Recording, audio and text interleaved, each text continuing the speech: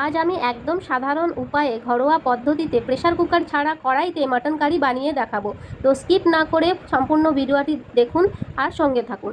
এখানে আমি mutton curry বানাবার জন্য 1 কেজি মাটন নিয়ে নিচ্ছি। মাটনটা ভালো করে বেছে নেব। এই মাটনটা পরিষ্কার করে নিতে নিতে এদিকে আমি কড়াইতে বড় বড় করে টুকরো করে আলু কেটে নিয়েছি আর ভাজা বসিয়ে দিয়েছি। আর এদিকে মাটনটা আমি ধুয়ে নেব। তো মাটনটা আমি জল দিয়ে একবারই ধোবো, ভালো করে পরিষ্কার করে মাটনটা ধুয়ে নেব। এবার মাটনটা জল ঝরিয়ে নেব। এদিকে আলু তো আমি ভেজেই রেখেছিলাম। এবার ওই একই কড়াইতে সরষের তেল দিয়ে দিয়েছি 3 চামচ, আর এর মধ্যে দিয়ে দিয়েছি 2টো তেজপাতা, 2টো শুকনো লঙ্কা ও 1/2 টেবিল স্পুন গোটা জিরে। ফোড়নগুলো একটু ভাজা হয়ে গেলে এবার এতে পেঁয়াজ কুচি দিয়ে দেব। এবার এই পেঁয়াজ কুচিগুলো ভালো করে নেড়ে নেড়ে একটু ভেজে নেব। এদিকে ধুয়ে রাখা মটনটা ম্যারিনেট করে নেব। ম্যারিনেট করার জন্য মাটনে আমি দিয়ে দিলাম বড় চামচে 2 চামচ সরষের তেল, 2 চামচ হলুদ গুঁড়ো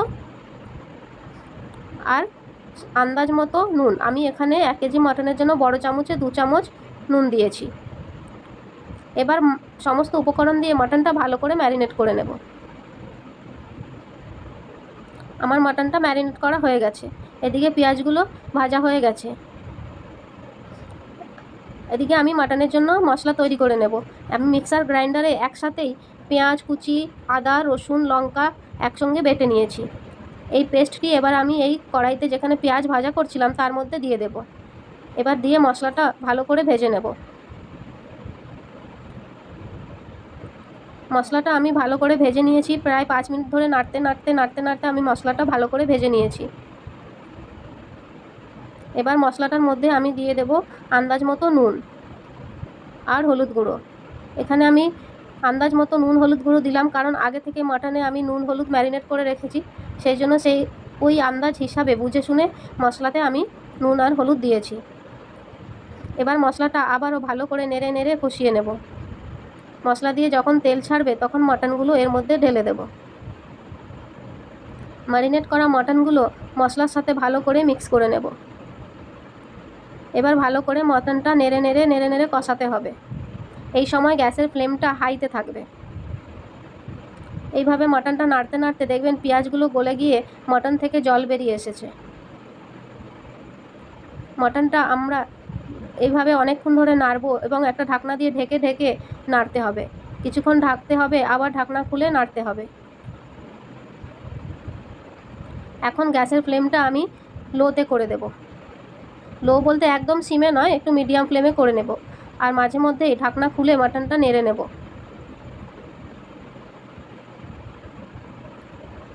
পুরো প্রসেসটা ঢাকা দিয়ে মাটনটা বানাতে হবে। আর মাঝে মধ্যে ঢাকনা খুলে খুলে মাটনটা নেড়ে নিতে হবে, তা না হলে নিচে লেগে যাবে। দেখুন মাটনটা আমার কষে এসছে, মাটন দিয়ে তেল ছাড়ছে। এবার মাটনের মধ্যে আমি এভারেস্টের মিট মশলা নিয়ে নিয়েছি। এই মিট মশলা আমি 2 চামচ দিয়ে দেব।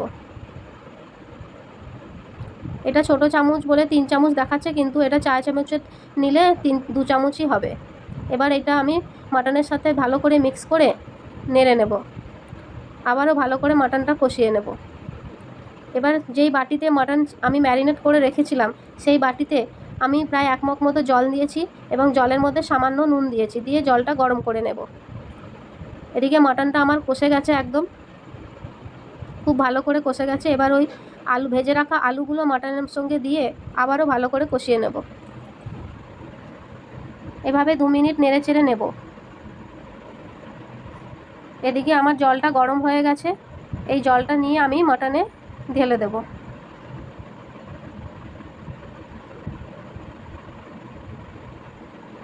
এই জলটার সাথে মাটন আলু খুব ভালো করে মিক্স করে নেব।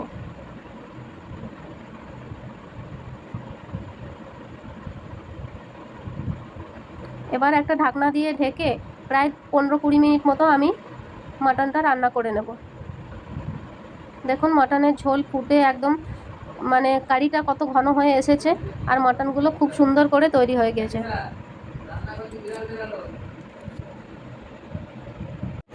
এবার আমার কারিটা তৈরি হয়ে গেছে। এবার গরম মশলা গুঁড়ো ওপর থেকে ছড়িয়ে দেব। তাহলে আমার মাটন কারি একদম তৈরি।